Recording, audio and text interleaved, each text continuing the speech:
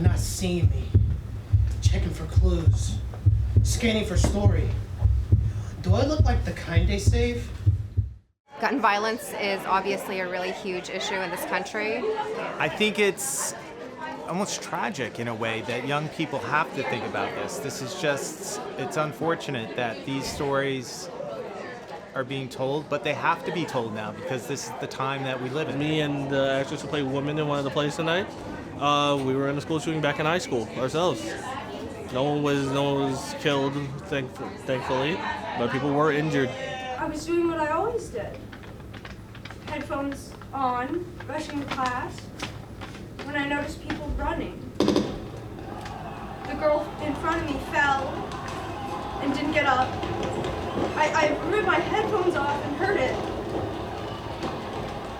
I ran to the bathroom, climbed onto the toilet, just like in the movies. But I guess he followed. Death is a chain reaction which spreads out and multiplies like a web or a ripple.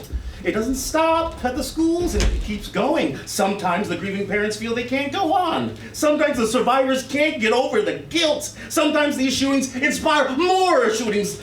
And at the end of the day, though, all that matters is that they're dead and it falls into my purview.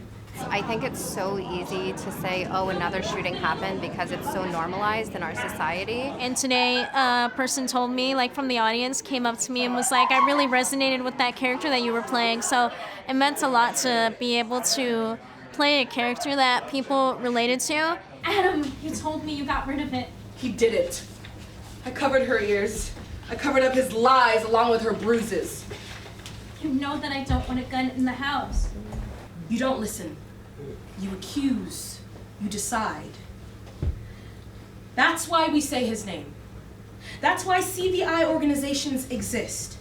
Say his name. Malik Howard. Say what saved him. CVI. Say what failed him. The system.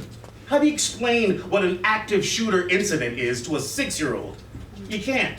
I think sometimes we don't talk about grief. It's so frightening to be afraid and to feel small and fearful and vulnerable, so we just try to soldier on, and then when we're given the opportunity to feel that and express that through maybe a performance or something else, it can be really cathartic, and it might hopefully inspire some folks to action.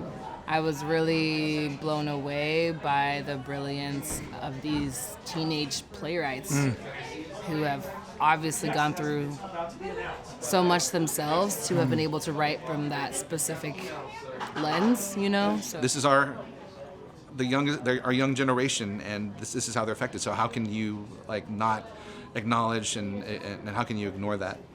I was kind of just scared for the future, mainly since I have someone very young in my family who's going to be going to school in a few years here.